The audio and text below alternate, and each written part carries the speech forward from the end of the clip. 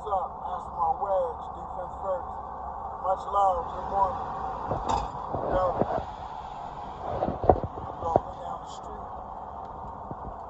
Hey, yo, something was on my mind I thought I'd share with you guys. And actually, this is a hard one to do because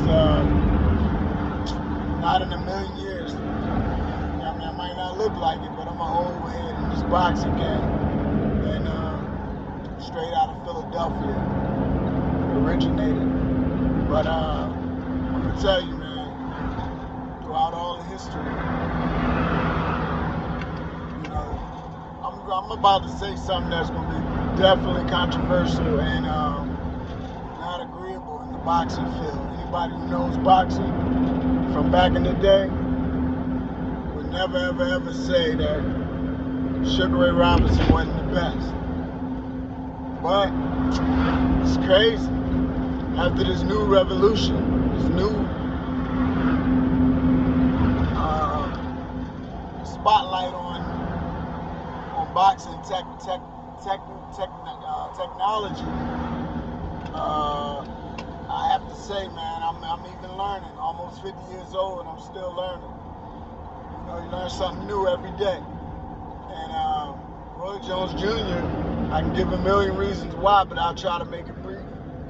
It's not the best ever. Not even close.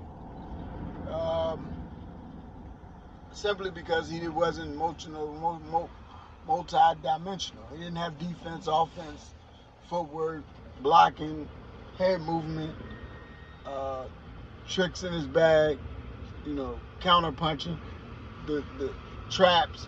You know, the thing is, Sugar Ray Robinson was a great athlete, and he was a very skilled boxer. He had all of those capabilities, but he couldn't use them due to Jim Crow.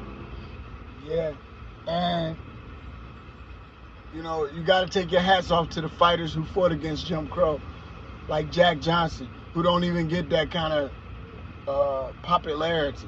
Jack Johnson, if you're gonna say he was the greatest, I'm gonna put him up there before Sugar Ray. And that's real hard for me to say, because I grew up, I'm one of them 80s kids growing up in the 80s who you couldn't say nothing about Roy Jones, Ray Robinson.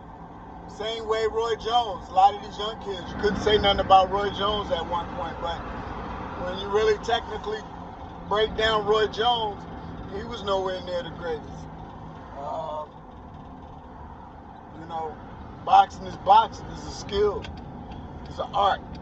It's not just, you know, throwing punches. Hit me, I hit you. Whoever fall first win. Nah, it ain't really like that.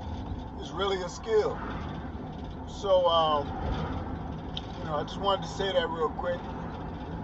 Like I said, I thought it was controversial, but I think it got to be understood or it got to be confronted because get people thinking and understand boxing, man. Because at the end of the day, it's all about safety.